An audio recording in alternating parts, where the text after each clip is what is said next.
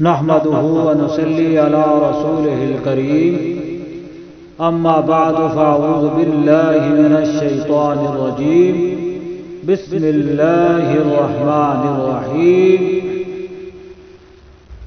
अस्सलामु अलैकुम व रहमतुल्लाहि व बरकातुहू। क़ारी इकरामुल हक़ चैनल में आपको खुशामदीद। आज की वीडियो में मैं इंशाअल्लाह अज़ीज़ सूरतुल बक़रा की तिलावत करूँगा और मैं आपको ये बताता चलूँ कि ये सूरत मदनी है और इसके 40 रकू हैं और इसकी 286 आयतें हैं। ये मदनी सूरत है, इसके 40 रकू हैं और इसकी 286 आयतें हैं। तो अल्लाह तबारक व तआला की बारगाह में ये दुआ है कि अल्लाह तबारक व तआला मुझे सही सही कुरान पढ़ने की तौफीक अता फरमाए और हम सब को इस पर अमल पैरा होने की तौफीक अता फरमाए। अगर हो सके तो इस वीडियो को भी आप पूरा सुने। अगर अब तक आपने इस चैनल को सब्सक्राइब नहीं किया तो इसको जरूर सब्सक्राइब करें और नीचे बेल आइकन को भी आप प्रेस करें ताकि आने वाली हर वीडियो नोटिफिकेशन की सूरत में आप तक पहुंच सके। और जब ये चैनल खोलने लगे तो उस वक्त लिखें क़ारी इकरामुल हक़ तिलावत, यानी आपने क्या लिखना है, क़ारी इकरामुल हक़ तिलावत। जब क़ारी इकरामुल हक़ तिलावत लिखेंगे तो ये चैनल फौरी तौर पे आपके सामने आ जाएगा। तो ये आपकी खिदमत में इल्तमास थी जो मैंने कर दी है। उम्मीद है कि आप ज़रूर इस चीज़ का ख्याल रखेंगे। तो लिहाजा हम शुरू करते हैं, आप समाअत फरमाएं। अऊज़ु बिल्लाहि मिनश शैतानिर रजीम। बिस्मिल्लाहिर रहमानिर रहीम। अलिफ लाम मीम। ज़ालिकल किताबु ला रैब फ़ीहि हुदल लिल्मुत्तक़ीन अल्लज़ीना युमिनूना बिल-ग़ैबि व युक़ीमूना अस्सलाता व मिम्मा रज़क़नाहुम युनफ़िक़ून वल्लज़ीना युमिनूना बिमा उन्ज़िल इलैक व मा उन्ज़िल मिन क़ब्लिक व बिल-आख़िरति हुम यूक़िनून उलाइका अला हुदम मिन रब्बिहिम व उलाइका हुमुल मुफ़्लिहून। इन्नल्लज़ीन कफ़रू सवाउन अलैहिम अअन्ज़रतहुम अम लम तुन्ज़िरहुम ला युमिनून। ख़तमल्लाहु अला क़ुलूबिहिम व अला समइहिम व अला अब्सारिहिम ग़िशावतुन व लहुम अज़ाबुन अज़ीम। व मिनन नासि मन यक़ूलु आमन्ना बिल्लाहि व बिल यौमिल आख़िर व मा हुम बिमुमिनीन युख़ादिऊन अल्लाह वल्लज़ीना आमनू व मा यख़दऊन इल्ला अनफुसहुम व मा यशऊरून। फ़ी क़ुलूबिहिम मरज़ुन फ़ज़ादहुमुल्लाहु मरज़ा व लहुम अज़ाबुन अलीमुन बिमा कानू यकज़िबून। व इज़ा क़ील लहुम ला तुफ़सिदू फ़िल अर्ज़ि क़ालू इन्नमा नहनु मुस्लिहून अला इन्नहुम हुमुल मुफ़सिदून वलाकिन ला यशऊरून। व इज़ा क़ील लहुम आमिनू कमा आमनन नास क़ालू अनुमिनु कमा आमन अस्सुफ़हाअ अला इन्नहुम हुमुस्सुफ़हाअ वलाकिन ला यअलमून। व इज़ा लक़ुल्लज़ीना आमनू क़ालू आमन्ना व इज़ा ख़लौ इला शयातीनिहिम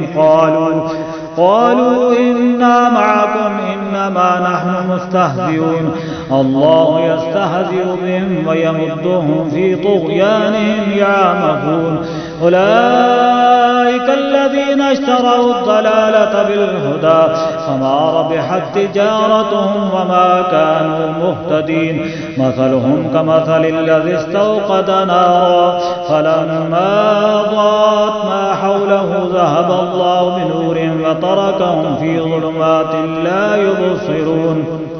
صم بكم عمي فهم لا يرجعون أو كصيب من السماء فيه ظلمات ورعد وبرق يجعلون أصابعهم في آذانهم من الصواعق حذر الموت والله محيط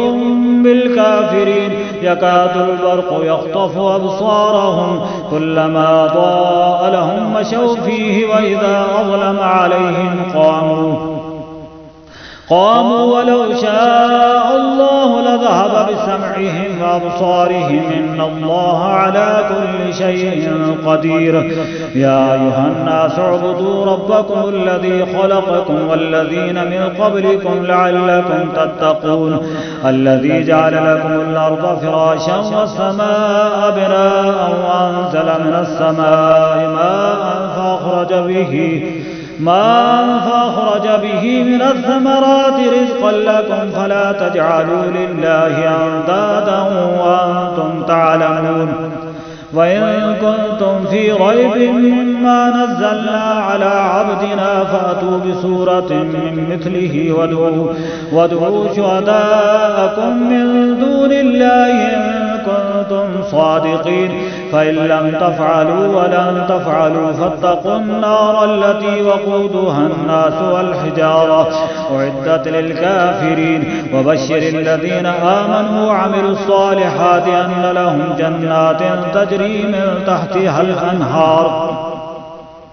كلما رزقوا منها من ثمرة رزقا قالوا هذا الذي رزقنا من قبل وأتوا به متشابها ولهم فيها أزواج مطهرة وهم فيها خالدون إن الله لا يستحي أن يضرب مثلا ما بعوضة فما فوقها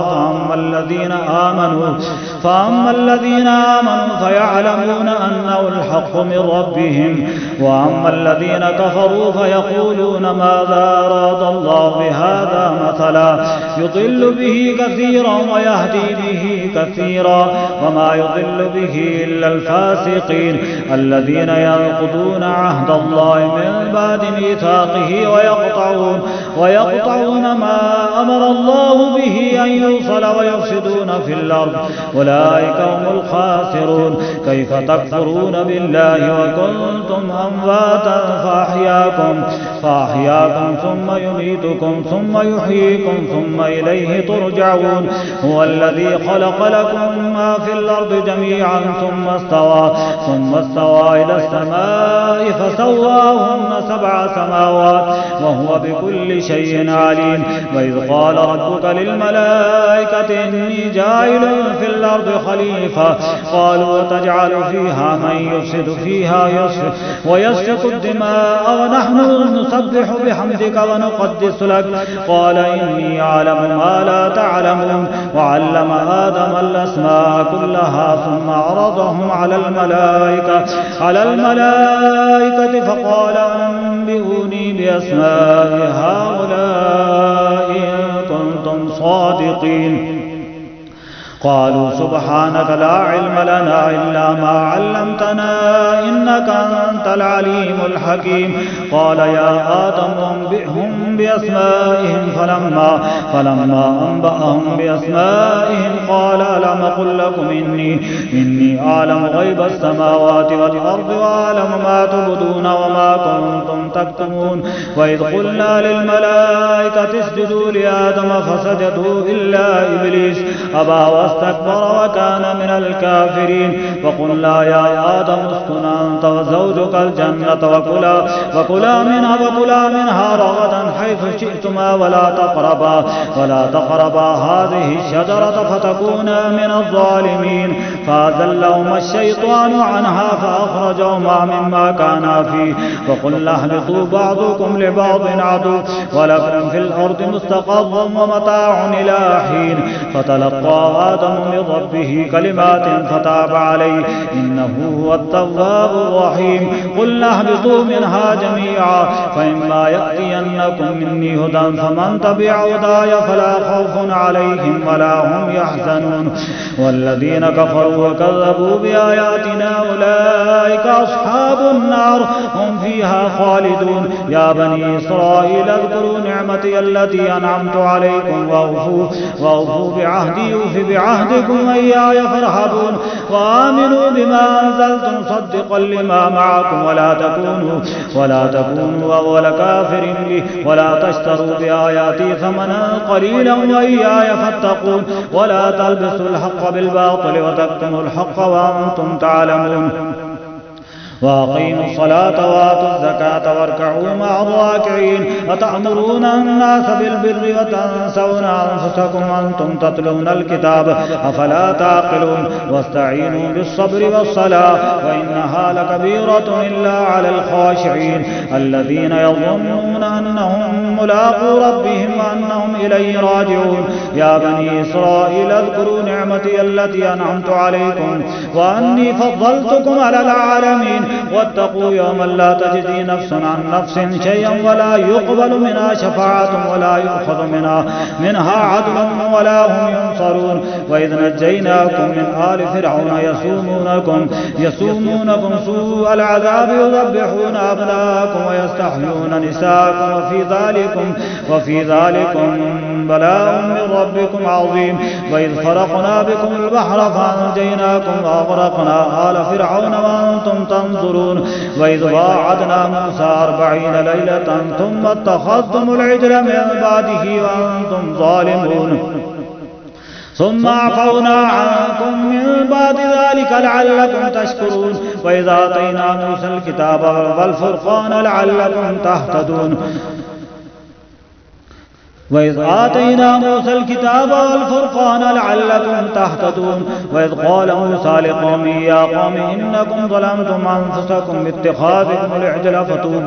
فتوبوا إلى بارئكم فاقتلوا أنفسكم ذلكم خير لكم عند بارئكم فتاب عليكم إنه هو التواب الرحيم. وإذ قلتم يا موسى لن نؤمن لك حتى نرى الله جهرة فأخذتكم الصاعقة وأنتم تنظرون. ثم بعثناكم من بعد موتكم لعلكم تشكرون. وظللنا عليكم الغمام وأنزلنا عليكم المن والسلوى كلوا من طيبات ما رزقناكم وما ظلمونا ولكن كانوا أنفسهم يظلمون. وإذ قلنا ادخلوا هذه القرية فكلوا منها حيث شئتم رغدا وادخلوا الباب سجدا وقولوا حطة نغفر لكم خطاياكم وسنزيد المحسنين. فبدل الذين ظلموا قولا غير الذي قيل لهم فأنزلنا على الذين ظلموا رجزا من السماء بما كانوا يفسقون. وإذ استسقى موسى لقومه فقلنا اضرب بعصاك الحجر فانفجرت منه 12 عينا قد علم كل أناس مشربهم كلوا واشربوا من رزق الله ولا تعثوا في الأرض مفسدين. وإذ قلتم يا موسى لن نصبر على طعام واحد فادع لنا ربك يخرج لنا مما تنبت الأرض من بقلها وقثائها وفومها وعدسها وبصلها قال تستبدلون الذي هو أدنى بالذي هو خير اهبطوا مصرا فإن لكم ما سألتم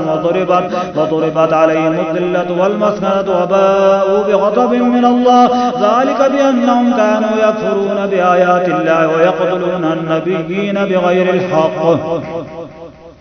ذلك بما عصوا وكانوا يعتدون إن الذين آمنوا والذين هادوا والنصارى والصابئين من آمن بالله واليوم الآخر وعمل صالحا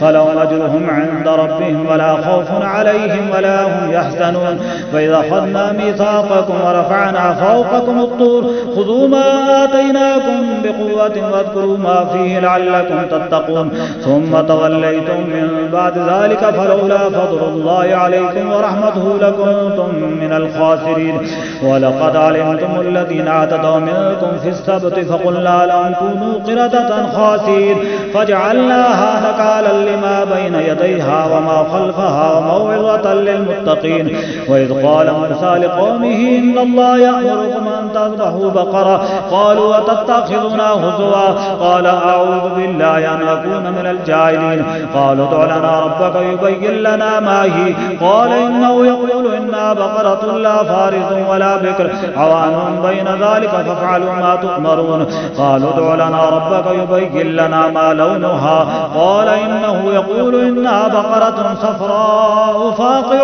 لونها تسر الناظرين قالوا ادع لنا ربك يبين لنا ما هي إن البقرة شابه علينا وإنا إن شاء الله لمهتدون قال إنه يقول إنها بقرة لا ذلول تثير الأرض ولا تسقي الحرث مسلمة لا شية فيها قالوا الآن جئت بالحق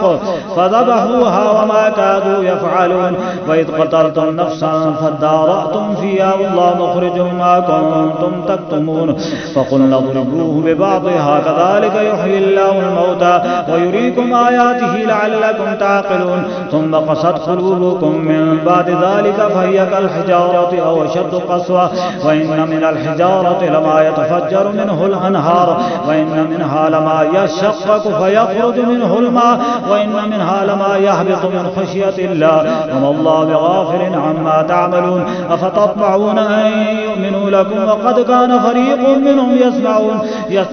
كلام الله ثم يحرفونه من بعد ما عقلوه وهم يعلمون وإذا لقوا الذين آمنوا قالوا آمنا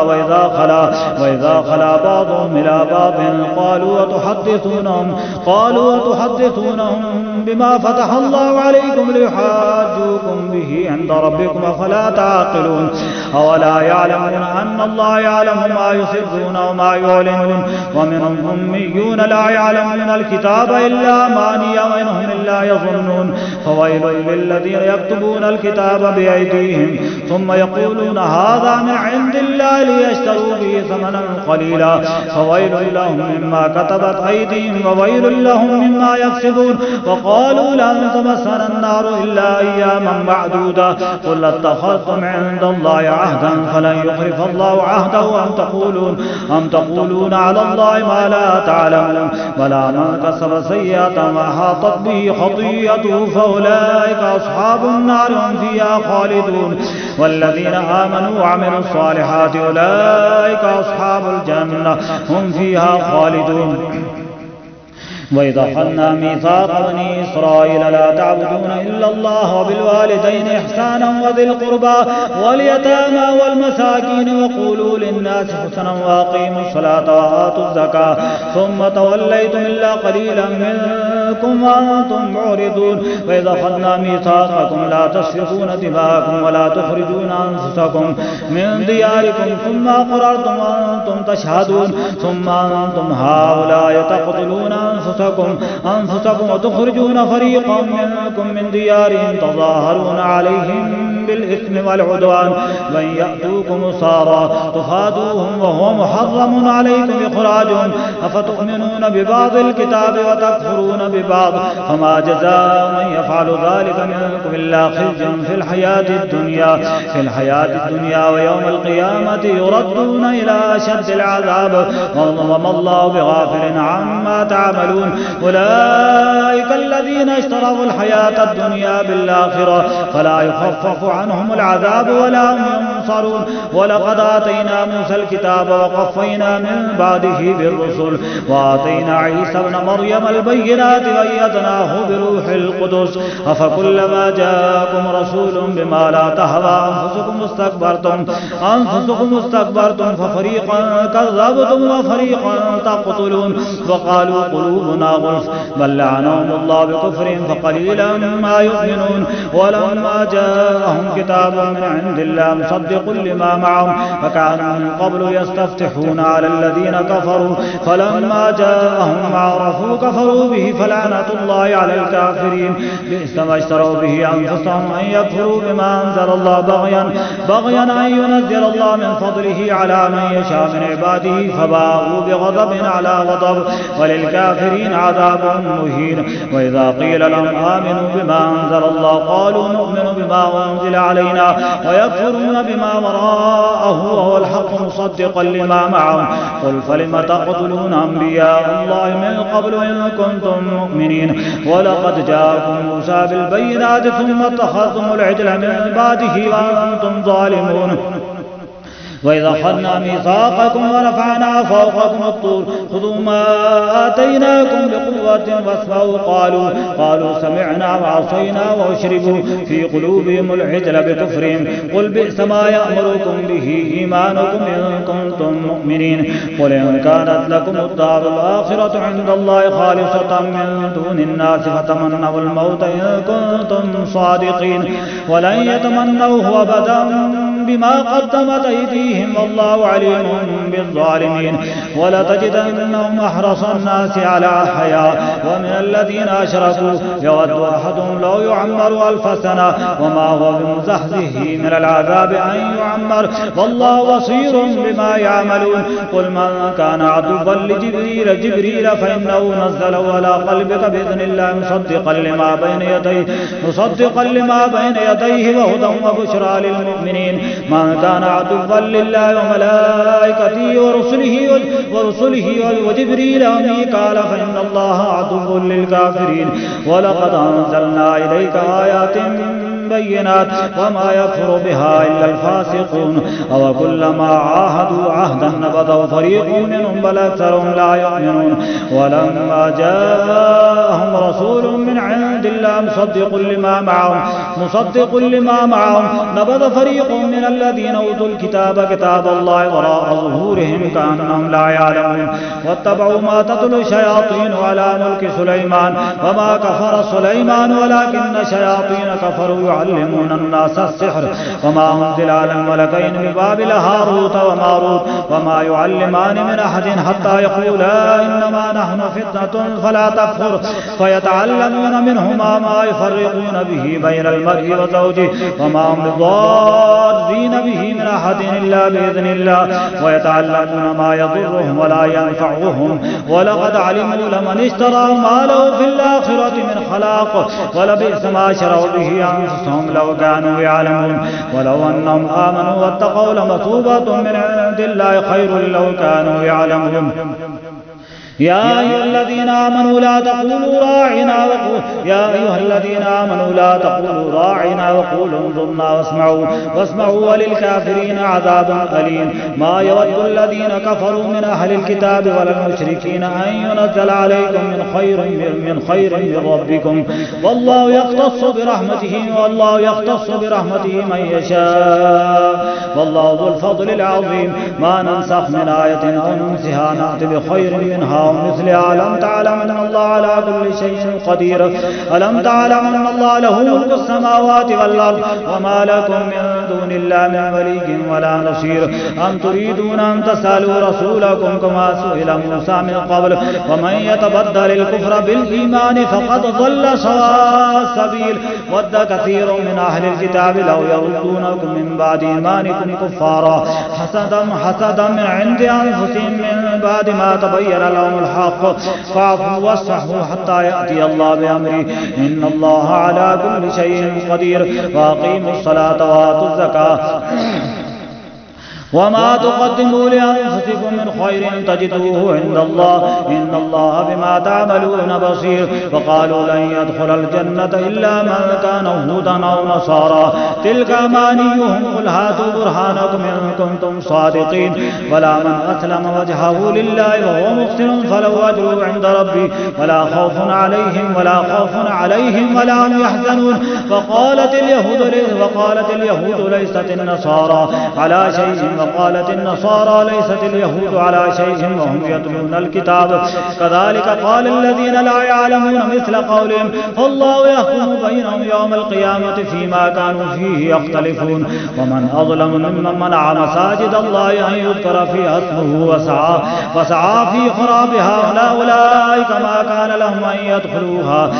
يدخلوها إلا خائفين لهم في الدنيا خزي ولهم في الآخرة عذاب عظيم. ولله المشرق والمغرب فأينما تولوا فثم وجه الله إن الله واسع عليم. وقالوا اتخذ الله ولدا سبحانه بل له ما في السماوات والأرض كل له قانتون بديع السماوات والأرض وإذا قضى أمرا فإنما يقول له كن فيكون. وقال الذين لا يعلمون لولا يكلمنا الله أو تأتينا آية كذلك قال الذين من قبلهم مثل قولهم تشابهت قلوبهم قد بينا الآيات لقوم يوقنون. إنا أرسلناك بالحق بشيرا ونذيرا ولا تسأل عن أصحاب الجحيم ولن ترضى عنك اليهود ولا النصارى حتى تتبع ملتهم قل إن هدى الله هو الهدى ولئن اتبعت أهواءهم بعد الذي جاءك من العلم ما لك من الله من ولي ولا نصير. الذين آتيناهم الكتاب يتلونه حق تلاوته أولئك يؤمنون به ومن يكفر به فأولئك هم الخاسرون. يا بني إسرائيل اذكروا نعمتي التي أنعمت عليكم وأني فضلتكم على العالمين. واتقوا يوما لا تجزي نفس عن نفس شيئا ولا يقبل منها عدل ولا تنفعها شفاعة ولا هم ينصرون. وإذ ابتلى إبراهيم ربه بكلمات فأتمهن قال إني جاعلك للناس إماما قال ومن ذريتي قال لا ينال عهد الظالمين. يا بني إسرائيل اذكروا نعمتي التي أنعمت عليكم وأني فضلتكم على العالمين. واتقوا يوما لا تجزي نفس عن نفس شيئا ولا يقبل منها عدل ولا تنفعها شفاعة ولا هم ينصرون. وإذ ابتلى إبراهيم ربه بكلمات فأتمهن قال إني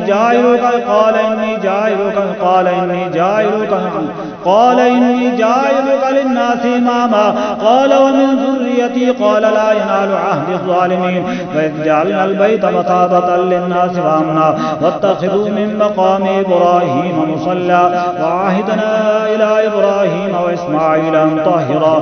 طهرا بيتي للطائفين والعاكفين والركع السجود. وإذ قال إبراهيم رب اجعل هذا بلدا آمنا وارزق أهله من الثمرات من آمن منهم بالله واليوم الآخر قال ومن كفر فمتعوه قليلا ثم اضطروه إلى عذاب النار وبئس المصير. وإذ يرفع إبراهيم القواعد من البيت وإسماعيل ربنا تقبل منا إنك أنت السميع العليم ربنا واجعلنا مسلمين لك ومن ذريتنا أمة مسلمة لك وارنا مناسكنا وتب علينا إنك أنت التواب الرحيم. ربنا وابعث فيهم رسولا منهم يتلو عليهم آياتك ويعلمهم الكتاب والحكمة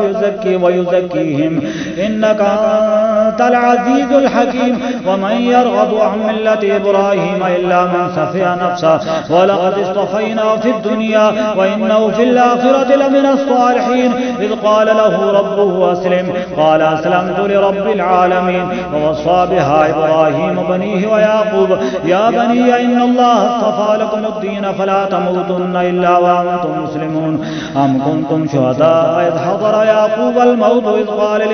إذ قال لبنيه ما تعبدون من بعدي قالوا نعبد إلهك وإله آبائك إبراهيم وإسماعيل وإسحاق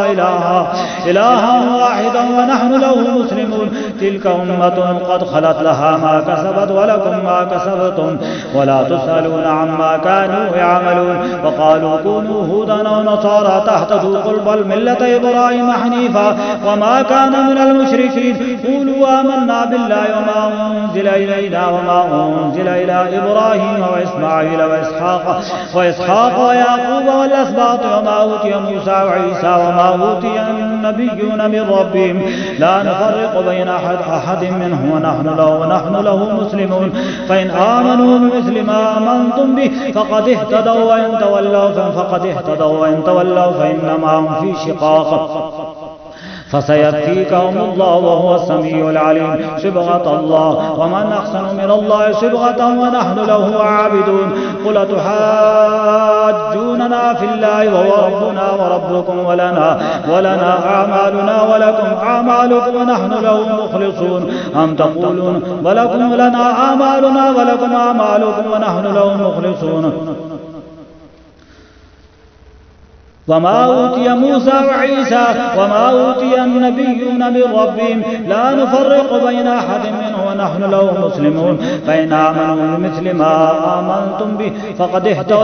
اهتدوا وإن تولوا فإنما هم في شقاق فسيكفيكهم الله وهو السميع العليم صبغة الله ومن أحسن من الله صبغة ونحن له عابدون قل تحاجوننا في الله وهو ربنا وربكم ولنا أعمالنا ولكم أعمالكم ونحن له مخلصون أم تقولون إن إبراهيم وإسماعيل وإسحاق ويعقوب والأسباط كانوا هودا أو نصارى قل أنتم عالم أم الله ومن أظلم ممن كتم شهادة عنده من الله وما الله بغافل عما تعملون تلك أمة قد خلت لها ما كسبت ولكم ما كسبتم ولا تسألون عما كانوا يعملون سيقول السفهاء من الناس ما ولاهم عن قبلتهم التي كانوا عليها قل لله المشرق والمغرب يهدي من يشاء إلى صراط مستقيم وكذلك جعلناكم أمة وسطا لتكونوا شهداء على الناس ويكون الرسول عليكم شهيدا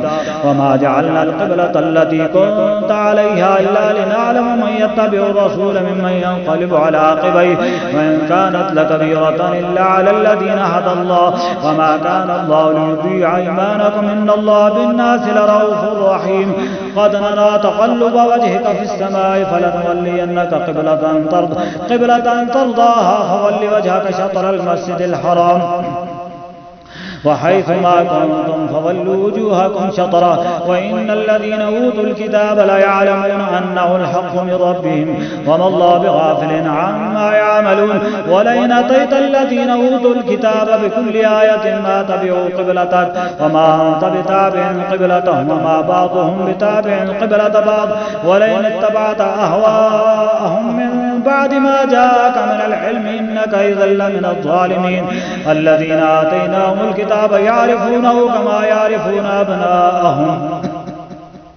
أبناءهم وإن فريقا منهم ليكتمون الحق وهم يعلمون الحق من ربك فلا تكونن من الممترين ولكل وجهة هو موليها فاستبقوا الخيرات أينما تكونوا يأتي بكم الله جميعا إن الله على كل شيء قدير ومن حيث خرجت فول وجهك شطر المسجد الحرام ولكل وجهة هو موليها فاستبقوا الخيرات أينما تكونوا يأتي بكم الله جميعا إن الله على كل شيء قدير ومن حيث خرجت فول وجهك شطر المسجد الحرام وإنه للحق من ربك وما الله بغافل عما تعملون ومن حيث خرجت فول وجهك شطر المسجد الحرام وحيث ما كنتم فولوا وجوهكم شطره لئلا يكون للناس عليكم حجة إلا الذين ظلموا منهم فلا تخشوهم واخشوني وليتم نعمتي عليكم ولعلكم تهتدون كما أرسلنا فيكم رسولا منكم يتلو عليكم آياتنا ويزكيكم ويعلمكم الكتاب والحكمة ويعلمكم ما لم تكونوا تعلمون فاذكروني أذكركم واشكروا لي ولا تكفرون يا أيها الذين آمنوا استعينوا بالصبر والصلاة إن الله مع الصابرين ولا تقولوا لمن يقتل في سبيل الله أموات بل أحياء ولكن لا تشعرون ولنبلونكم بشيء من الخوف والجوع ونقص من الأموال والأنفس والثمرات وبشر الصابرين الذين إذا أصابتهم مصيبة قالوا إنا لله وإنا إليه راجعون أولئك عليهم صلوات من ربهم ورحمة وأولئك هم المهتدون إن الصفا والمروة من شعائر الله فمن حج البيت واعتمر فلا جناح عليه أن يطوف بهما ومن تطوع خيرا فإن الله شاكر عليم إن الذين يكتمون ما أنزلنا من البينات والهدى من بعد ما بيناه للناس في الكتاب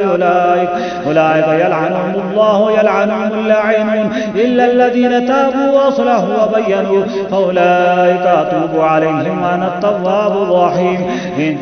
إن الذين كفروا وماتوا وهم كفار أولئك عليهم لعنة الله والملائكة والناس أجمعين خالدين فيها لا يخفف عنهم العذاب ولا هم ينظرون وإلهكم إله واحد لا إله إلا هو الرحمن الرحيم إن في خلق السماوات والأرض واختلاف الليل والنهار والفلك التي تجري في البحر بما ينفع الناس وما أنزل الله من السماء من ماء فأحيا به الأرض بعد موتها وبث فيها من كل دابة وتصريف الرياح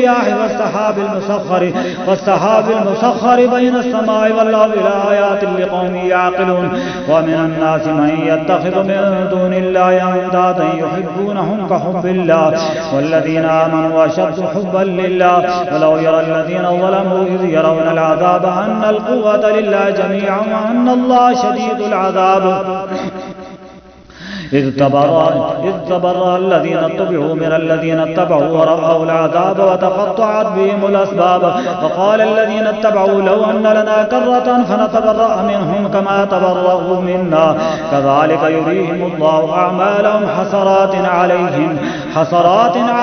وما هم بخارجين من النار يا أيها الناس كلوا مما في الأرض حلالا طيبا ولا تتبعوا خطوات الشيطان إنه لكم عدو مبين إنما يأمركم بالسوء والفحشاء وأن تقولوا على الله ما لا تعلمون وإذا قيل لهم اتبعوا ما أنزل الله قالوا بل نتبع ما ألفينا عليه آباءنا أولو كان آباؤهم لا يعقلون شيئا ولا يهتدون ومثل الذين كفروا كمثل الذين يقول ما لا يسمع إلا دعاء ونداء صم بكم عمي فهم لا يعقلون يا أيها الذين آمنوا كلوا من طيبات ما رزقناكم واشكروا لله إن كنتم إياه تعبدون إنما حرم عليكم الميتة والدم ولحم الخنزير وما أهل به لغير الله فمن اضطر غير باغ ولا عاد فلا إثم عليه إن الله غفور رحيم إن الذين يكتمون ما أنزل الله من الكتاب ويشترون به ثمنا قليلا أولئك ما يأكلون في بطونهم إلا النار ولا يكلمهم الله يوم القيامة ولا يزكيهم ولهم عذاب أليم أولئك الذين اشتروا الضلالة بالهدى والعذاب بالمغفرة فما أصبرهم على النار ذلك بأن الله نزل الكتاب بالحق وإن الذين اختلفوا في الكتاب لفي شقاق بعيد ليس البر أن تولوا وجوهكم قبل المشرق والمغرب ولكن البر من آمن بالله واليوم الآخر والملائكة والكتاب والنبيين وآتى المال على حبه ذوي القربى واليتامى والمساكين وابن السبيل والسائلين في الرقاب وأقام الصلاة وآتى الزكاة وأقاموا الصلاة وآتوا الزكاة والموفون بعهدهم إذا عاهدوا والصابرين في البأساء والضراء وحين البأس أولئك الذين صدقوا وأولئك هم المتقون. يا أيها الذين آمنوا كتب عليكم القصاص في القتلى الحر بالحر والعبد بالعبد والأنثى بالأنثى فمن عفي له من أخيه شيء فاتباع بالمعروف وأداء إليه بإحسان ذلك تخفيف من ربكم ورحمة فمن اعتدى بعد ذلك فله عذاب أليم. ولكم في القصاص حياة يا أولي الألباب لعلكم تتقون. كتب عليكم إذا حضر أحدكم الموت إذ ترك خيرا الوصية للوالدين والأقربين بالمعروف حقا على المتقين فمن بدله بعد ما سمعه فإنما إثمه على الذين يبدلونه إن الله سميع عليم. فمن خاف من موص جنفا أو إثما فأصلح بينهم فلا إثم عليه إن الله غفور رحيم. يا أيها الذين آمنوا كتب عليكم الصيام كما كتب على الذين من قبلكم لعلكم تتقون أياما معدودات فمن كان منكم مريضا أو على سفر فعدة من أيام أخر وعلى الذين يطيقونه فدية طعام مسكين فمن تطوع خيرا فهو خير له وأن تصوموا خير لكم إن كنتم تعلمون. شهر رمضان الذي أنزل فيه القرآن هدى للناس وبينات من الهدى والفرقان فمن شهد منكم الشهر فليصم ومن كان مريضا أو على سفر فعدة من أيام أخر يريد الله بكم اليسر ولا يريد بكم العسر ولتكملوا العدة ولتكبروا الله على ما هداكم ولعلكم تشكرون. وإذا سألك عبادي عني فإني قريب أجيب دعوة الداعي إذا دعاني فليستجيبوا دعوة الداعي إذا دعاني فليستجيبوا لي وليؤمنوا بي لعلهم يرشدون. أحل لكم ليلة صيام الرفث إلى نسائكم هن لباس لكم وأنتم لباس لهن علم الله أنكم كنتم تختانون أنفسكم فتاب عليكم وعفى عنكم فلا نباشروهن وابتغوا ما كتب الله لكم وكلوا واشربوا حتى يتبين لكم الخيط الأبيض من الخيط الأسود من الفجر ثم أتموا الصيام إلى الليل ولا تباشروهن وأنتم عاكفون في المساجد تلك حدود الله فلا تقربوها كذلك يبين الله آياته للناس لعلهم يتقون. ولا تأكلوا أموالكم بينكم بالباطل وتدلوا بها إلى الحكام لتأكلوا فريقا من أموال الناس بالإثم وأنتم تعلمون. يسألونك عن الأهلة قل هي مواقيت للناس والحج وليس البر بأن تأتوا البيوت من ظهورها ولكن البر من اتقى وأتوا البيوت من أبوابها واتقوا الله لعلكم تفلحون. وقاتلوا في سبيل الله الذين يقاتلونكم لا تعتدوا إن الله لا يحب المعتدين. واقتلوهم حيث ثقفتموهم وأخرجوهم من حيث أخرجوكم والفتنة أشد من القتل ولا تقاتلوهم عند المسجد الحرام حتى يقاتلوكم فيه فإن قاتلوكم فاقتلوهم كذلك جزاء الكافرين فإن انتهوا فإن الله غفور رحيم. وقاتلوهم حتى لا تكون فتنة ويكون الدين لله فإن انتهوا فلا عدوان إلا على الظالمين. الشهر الحرام بالشهر الحرام والحرمات قصاص فمن اعتدى عليكم فاعتدوا عليه بمثل ما اعتدى عليكم واتقوا الله واعلموا أن الله مع المتقين.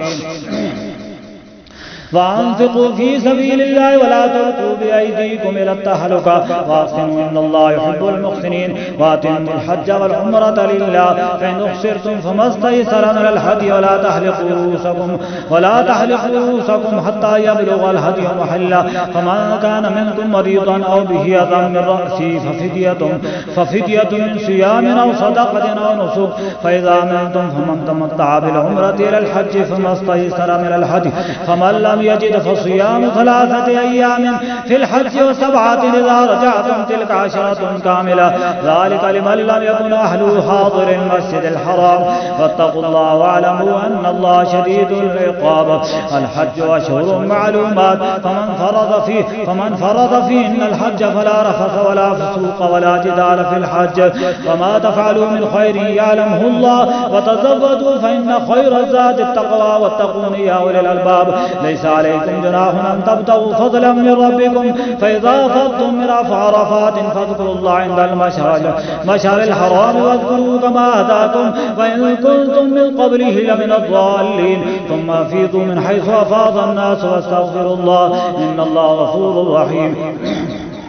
فإذا قضيتم مناسككم فاذكروا الله كذكركم آباءكم وأشد ذكرا فمن الناس من يقول ربنا آتنا في الدنيا وما له في الآخرة من خلاق ومنهم من يقول ربنا آتنا في الدنيا حسنة وفي الآخرة حسنة وقنا عذاب النار أولئك لهم نصيب مما كسبوا والله سريع الحساب واذكروا الله في أيام معدودات فمن تعجل في يومين فلا إثم عليه ومن تأخر فلا إثم عليه لمن اتقى واتقوا الله واعلموا أنكم إليه تحشرون ومن الناس من يعجبك قوله في الحياة الدنيا ويشهد الله على ما في قلبه وهو ألد الخصام وإذا تولى سعى في الأرض ليفسد فيها ويهلك الحرث والنسل والله لا يحب الفساد وإذا قيل له اتق الله أخذته العزة بالإثم فحسبه جهنم ولبئس المهاد ومن الناس من يشري نفسه ابتغاء مرضات الله والله رؤوف بالعباد يا أيها الذين آمنوا ادخلوا في السلم كافة في السلم كافة ولا تتبعوا خطوات الشيطان إنه لكم عدو مبين فإن زللتم من بعد ما جاءتكم البينات فاعلموا أن الله عزيز حكيم هل ينظرون إلا أن يأتي يوم الله في ظلل من الغمام والملائكة وقضي الأمر وإلى الله ترجع الأمور سل بني إسرائيل كما آتيناهم من آية بينة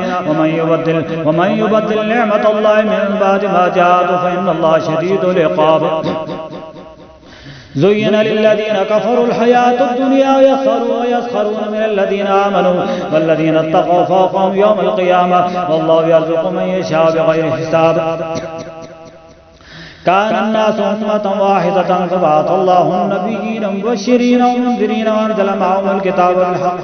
بالحق ليحكم بين الناس فيما اختلفوا فيه وما اختلف فيه إلا الذين أوتوا من بعد ما جاءتهم البينات بغيا بينهم فهدى الله الذين آمنوا لما اختلفوا فيه من الحق بإذنه والله يهدي من يشاء إلى صراط مستقيم أم حسبتم أن تدخلوا الجنة ولما يأتكم مثل الذين خلوا من قبلكم مستهم البأساء والضراء وزلزلوا حتى يقول الرسول والذين آمنوا معه متى نصر الله ألا إن نصر الله قريب يسألونك ماذا ينفقون قل ما أنفقتم من خير فللوالدين والأقربين واليتامى والمساكين وابن السبيل وما تفعلوا من خير فإن الله به عليم كتب عليكم القتال وهو كره لكم وعسى أن تكرهوا شيئا وهو خير لكم وعسى أن تحبوا شيئا وهو شر لكم والله يعلم وأنتم لا تعلمون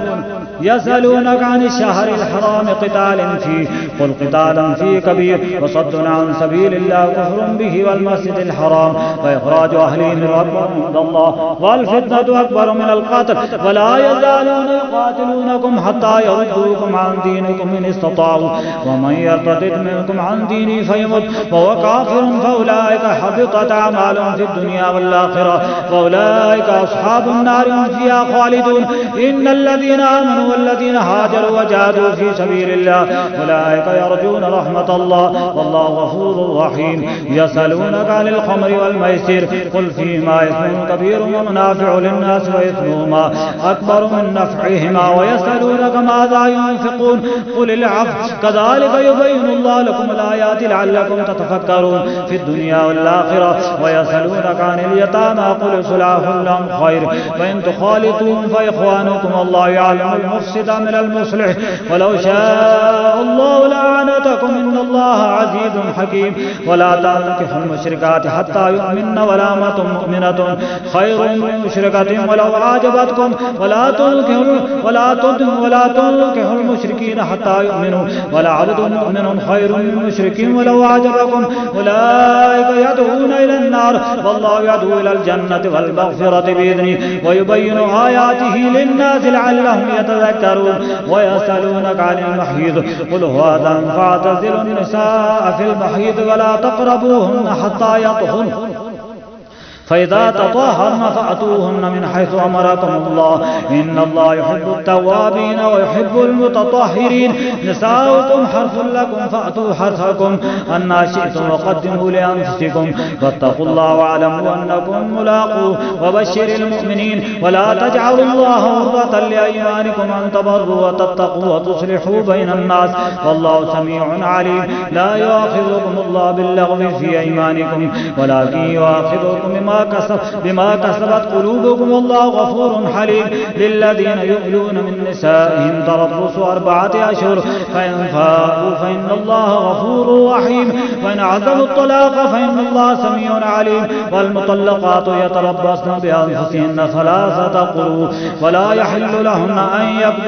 أن يكتمن ما خلق الله في أرحامهن إن كن يؤمن بالله واليوم الآخر وبعولتهن حق بردهن في ذلك إن أرادوا إصلاحا ولهن مثل الذي عليهن بالمعروف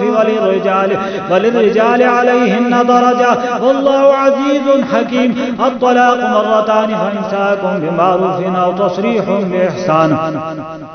ولا يحل لكم أن تأخذوا مما آتيتموهن شيئا إلا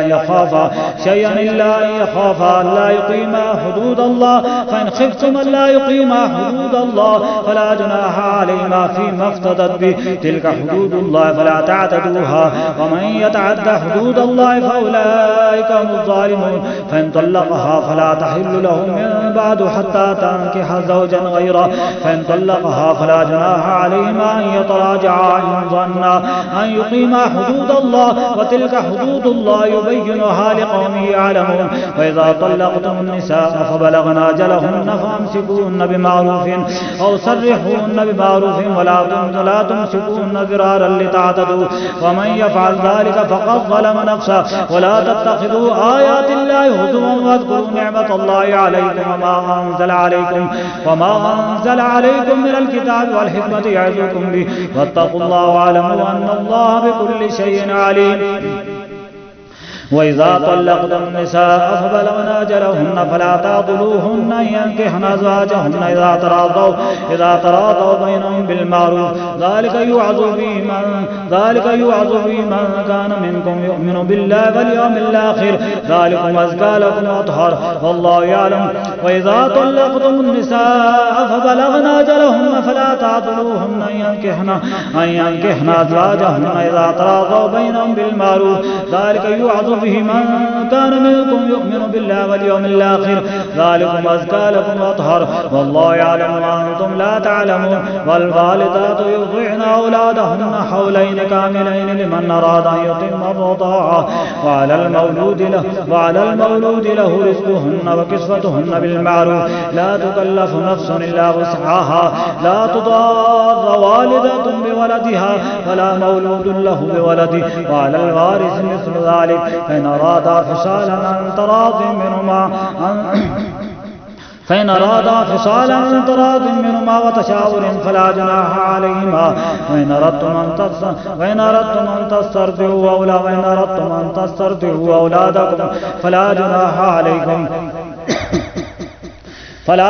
عليكم إذا سلمتم ما آتيتم بالمعروف واتقوا الله واعلموا أن الله بما تعملون بصير والذين يتوفون منكم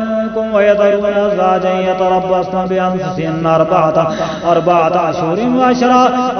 أشهر وعشرا فإذا بلغن أجلهن فلا جناح عليكم فيما فعلن في أنفسهن بالمعروف والله بما تعملون خبير ولا جناح عليكم فيما عرضتم به من خطبة النساء وأكننتم علم الله أنكم ستذكرونهن ولكن لا تواعدوهن سرا إلا أن تقولوا قولا معروفا ولا تعزموا عقدة النكاح حتى يبلغ الكتاب أجله واعلموا أن الله يعلم ما في أنفسكم فاحذروا واعلموا أن الله غفور حليم. لا جناح عليكم إن طلقتم النساء ما لم تمسوهن أو تفرضوا لهن فريضة ومتعوهن على الموسع قدره وعلى المقتر قدره متاعا بالمعروف حقا على المحسنين. وإن طلقتموهن من قبل أن تمسوهن وقد فرضتم لهن فريضة فنصف ما فرضتم إلا أن يعفون أو يعفو الذي بيده عقدة النكاح وأن تعفوا أقرب للتقوى. ولا تنسوا الفضل بينكم إن الله بما تعملون بصير. حافظوا على الصلوات والصلاة الوسطى وقوموا لله قانتين. فإن خفتم فرجالا أو ركبانا فإذا أمنتم فاذكروا الله كما علمكم ما لم تكونوا تعلمون. والذين يتوفون منكم ويذرون أزواجا وصية لأزواجهم متاعا إلى الحول غير إخراج فإن خرجنا فلا جناح عليكم فيما فعلنا في أنفسهن من معروف والله عزيز حكيم. وللمطلقات متاع بالمعروف حقا على المتقين. كذلك يبين الله لكم آياته لعلكم تعقلون. ألم تر إلى الذين خرجوا من ديارهم وهم ألوف حذر الموت فقال لهم الله موتوا ثم أحياهم إن الله لذو فضل على الناس ولكن أكثر الناس لا يشكرون. وقاتلوا في سبيل الله واعلموا أن الله سميع عليم. من ذا الذي يقرض الله قرضا حسنا فيضاعفه له أضعافا كثيرا والله يقبض ويبسط وإليه ترجعون. ألم تر إلى الملأ من بني إسرائيل من بعد موسى إذ قالوا لنبي الله ابعث لنا ملكا نقاتل في سبيل الله قال هل عسيتم إن كتب عليكم القتال ألا تقاتلوا قالوا وما لنا ألا نقاتل في سبيل الله وقد أخرجنا من ديارنا وأبنائنا فلما كتب عليهم القتال تولوا إلا قليلا منهم والله عليم بالظالمين. فقال لهم نبيهم إن الله قد بعث لكم طالوت ملكا قالوا أنى يكون له الملك علينا ونحن أحق بالملك منه ولم يؤت سعة من المال قال إن الله اصطفاه عليكم وزاده بسطة في العلم والجسم والله يؤتي ملكه من يشاء والله واسع عليم. وقال لهم نبيهم إن آية ملكه أن يأتيكم الطابوت فيه سكينة من ربكم وبقية مما ترك آل موسى وآل هارون تحمل الملائكة إن في ذلك لآية لكم إن كنتم مؤمنين. فلما فصل طالوت بالجنود قال إن الله مبتليكم بنهر ومن شرب منه فليس مني ومن لم يطعم فإنه مني إلا من اغترف غرفة بيده فشربوا منه إلا قليلا منهم. فلما جاوزوه والذين آمنوا معه قالوا لا طاقة لنا اليوم بجالوت وجنوده قال الذين يظنون أنهم ملاقوا الله كم من فئة قليلة غلبت فئة كثيرة بإذن الله والله مع الصابرين. ولما برزوا لجالوت وجنوده قالوا ربنا أفرغ علينا صبرا وثبت أقدامنا وانصرنا على القوم الكافرين. فهزموهم بإذن الله. قتل داود جالوت وآتاه الله الملك والحكمة وعلمه مما يشاء ولولا دفع الله الناس بعضهم ببعض لفسدت الأرض ولكن الله ذو فضل على العالمين. تلك آيات الله نتلوها عليك بالحق وإنك لمن المرسلين. تلك الرسل فضلنا بعضهم على بعض منهم من كلم الله ورفع بعضهم درجات وآتينا عيسى ابن مريم البينات وأيدناه بروح القدس ولو شاء الله ما قتل الذين من بعد ما جاءتهم البينات ولكن اختلفوا فمنهم من آمن ومنهم من كفر ولو شاء الله ما قتلوا ولكن الله يفعل ما يريد. يا أيها الذين آمنوا أنفقوا مما رزقناكم من قبل أن يأتي يوم لا بيع فيه ولا خلة ولا شفاعة والكافرون هم الظالمون. الله لا إله إلا هو الحي القيوم لا تأخذه سنة ولا نوم له ما في السماوات وما في الأرض من ذا الذي يشفع عنده إلا بإذنه يعلم ما بين أيديهم وما خلفهم فلا يحيطون بشيء من علمه إلا بما شاء وسع كرسيه السماوات والأرض ولا يؤوده حفظهما وهو العلي العظيم. لا إكراه في الدين قد تبين الرشد من الغي فمن يكفر بالطاغوت ويؤمن بالله فقد استمسك بالعروة الوثقى لا انفصام لها والله سميع عليم. الله ولي الذين آمنوا يخرجهم من الظلمات إلى النور والذين كفروا أولياءهم الطاغوت يخرجونهم من النور إلى الظلمات أولئك أصحاب النار هم فيها خالدون. ألم تر إلى الذي حاج إبراهيم في ربه أن آتاه الله الملك إذ قال إبراهيم ربي الذي يحيي ويميت قال أنا أحيي وأميت قال إبراهيم فإن الله يأتي بالشمس من المشرق فأت بها من المغرب فبهت الذي كفر والله لا يهدي القوم الظالمين. أو كالذي مر على قرية وهي خاوية على عروشها قال أنى يحيي هذه الله بعد موتها فأماته الله 100 عام ثم بعثه قال كم لبثت قال لبثت يوما أو بعض يوم قال بل لبثت 100 عام فانظر إلى طعامك وشرابك لم يتسنى وانظر إلى قال بل لبثت 100 عام فانظر إلى طعامك وشرابك لم يتسنى وانظر إلى حمارك ولنجعلك آية للناس وانظر إلى العظام كيف ننشزها ثم نكسوها لحما فلما تبين له قال أعلم أن الله على كل شيء قدير. وإذ قال إبراهيم رب أرني كيف تحيي الموتى قال ولم تؤمن قال بلى ولكن ليطمئن قلبي قال فخذ 4 من الطير فصرهن إليك ثم اجعل على كل جبل منهن جزءا ثم ادعوهن يأتينك سعيا واعلم أن الله عزيز حكيم. مثل الذين ينفقون أموالهم في سبيل الله كمثل حبة أنبتت 7 سنابل في كل سنبلة 100 حبة والله يضاعف لمن يشاء والله واسع عليم. الذين ينفقون أموالهم في سبيل الله ثم لا يتبعون ما أنفقوا منا ولا أذى لهم أجرهم عند ربهم ولا خوف عليهم ولا هم يحزنون. قول معروف ومغفرة خير من صدقة يتبعها أذى والله غني حليم. يا أيها الذين آمنوا لا تبطلوا صدقاتكم بالمن ولذاك الذي ينفق ماله رئاء الناس ولا يؤمن بالله واليوم الآخر فمثله كمثل صفوان عليه تراب فأصابه وابل فتركه صلدا لا يقدرون على شيء مما كسبوا والله لا يهدي القوم الكافرين. ومثل الذين ينفقون أموالهم ابتغاء مرضات الله وتثبيتا من أنفسهم كمثل جنة بربوة أصابها وابل فآتت أكلها ضعفين فإن لم يصبها وابل فطل والله بما تعملون بصير. أيود أحدكم أن تكون له جنة من نخيل أعناب تجري من تحتها الأنهار له فيها من كل الثمرات فأصابه الكبر وله ذرية ضعفاء فأصابها إعصار في نار فاحترقت كذلك يبين الله لكم الآيات لعلكم تتفكرون.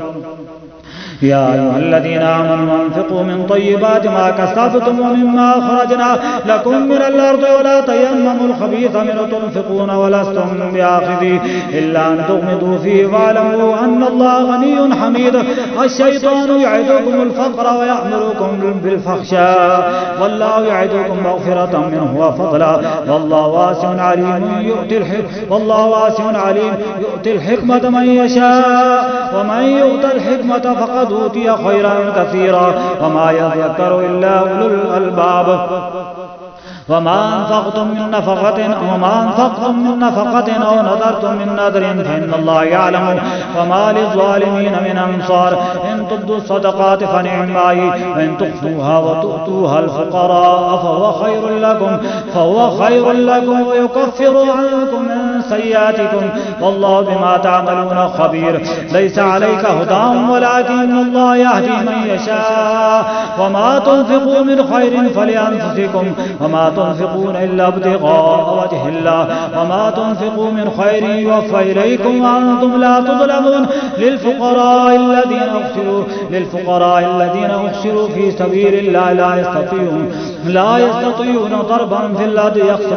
يحسبهم الجاهل أغنياء من التعفف تعرفهم بسيماهم لا يسألون الناس إلحافا وما تنفقوا من خير فإن الله به عليم الذين ينفقون أموالهم بالليل والنهار سرا وعلانية فلهم أجرهم عند ربهم ولا خوف عليهم ولا هم يحزنون الذين يأكلون الربا لا يقومون إلا كما يقوم الذي يتخبطه الشيطان من المس ذلك بأنهم قالوا إنما البيع مثل الربا وأحل الله البيع وحرم الربا فمن جاءه موعظة من ربه فانتهى فله ما سلف فأمره إلى الله ومن عاد فأولئك أصحاب النار هم فيها خالدون يمحق الله الربا ويربي الصدقات والله لا يحب كل كفار أثيم إن الذين آمنوا وعملوا الصالحات وأقاموا الصلاة وآتوا الزكاة لهم أجرهم عند ربهم ولا خوف عليهم ولا هم يحزنون يا أيها الذين آمنوا اتقوا الله وذروا ما بقي من الربا إن كنتم مؤمنين فإن لم تفعلوا فأذنوا بحرب من الله ورسوله وإن تبتم فلكم رؤوس أموالكم لا تظلمون ولا تظلمون وإن كان ذو عسرة فنظرة إلى ميسرة وأن تصدقوا خير لكم إن كنتم تعلمون واتقوا يوما ترجعون فيه إلى الله ثم توفى كل نفس ما كسبت وهم لا يظلمون يا أيها الذين آمنوا إذا تداينتم بدين إلى أجل مسمى فاكتبوه وليكتب بينكم كاتب بالعدل ولا يأبى كاتب أن يكتب كما علمه الله فليكتب وليملل الذي عليه الحق وليتق الله ربه ولا يبخس منه شيئا فإن كان الذي عليه الحق سفيا أو ضعيفا أو لا يستطيع أن يمل فليملل وليه بالعدل واستشهدوا شهيدين من رجالكم فإن لم يكونا رجلين فرجل وامرأتان ممن ترضون من الشهداء أن تضل إحداهما الأخرى فتذكر إحداهما الأخرى ولا يأبى الشهداء إذا ما دعوا ولا تسأموا أن تكتبوا صغيرا أو كبيرا إلى أجله ذلكم أقسط عند الله وأقوم للشهادة وأدنى ألا ترتابوا إلا أن تكون تجارة حاضرة تديرونها بينكم فليس عليكم جناح ألا تكتبوها واشهدوا إذا تبايعتم ولا يضار كاتب ولا شهيد وإن تفعلوا فإنه فسوق بكم فاتقوا الله ويعلمكم الله والله بكل شيء عليم وإن كنتم على سفر ولم تجدوا كاتبا فرهان مقبوضا فإن من بعضكم بعضا فليؤدي الذي اؤتمن أمانته وليتق الله ربه ولا تكتموا الشهادة ومن يكتمها فإنه آثم قلبه والله بما تعملون عليم لله ما في السماوات وما في الأرض وإن تبدوا ما في أنفسكم أو تخفوه يحاسبكم به الله فيغفر لمن يشاء ويعذب من يشاء والله على كل شيء قدير آمن الرسول بما أنزل إليه من ربه والمؤمنون كل آمن بالله وملائكته وكتبه ورسله لا نفرق بين أحد من رسله وقالوا سمعنا وأطعنا غفرانك ربنا وإليك المصير لا يكلف الله نفسا إلا وسعها لها ما كسبت وعليها ما اكتسبت ربنا لا تؤاخذنا إن نسينا أو أخطأنا ربنا ولا تحمل علينا إصرا كما حملته على الذين من قبلنا ربنا ولا تحملنا ما لا طاقة لنا به واعف عنا واغفر لنا وارحمنا أنت مولانا فانصرنا على القوم الكافرين صدق الله العظیم۔ امید ہے کہ ہماری آج کی یہ کاوش آپ کو پسند آئی ہوگی۔ مزید ایسی ویڈیوز دیکھنے کے لیے ہمارے چینل کے ساتھ جڑ رہے ہیں، اور آج کی ہماری یہ جو سورہ بقرہ ہے اللہ تبارک و تعالیٰ اسے قبول و منظور فرمائے اور اس کے صدقے سے ہمارے تمام گناہ معاف فرمائے، اور اس میں जो भी गलती हुई है नबी अलैहिस्सलातु वस्सलाम का सदका उस गलती को अल्लाह तबारक व तआला माफ़ फरमाए और हमारे लिए ये बख्शिश का जरिया बनाए। मा अलैना इल्लल बलाग।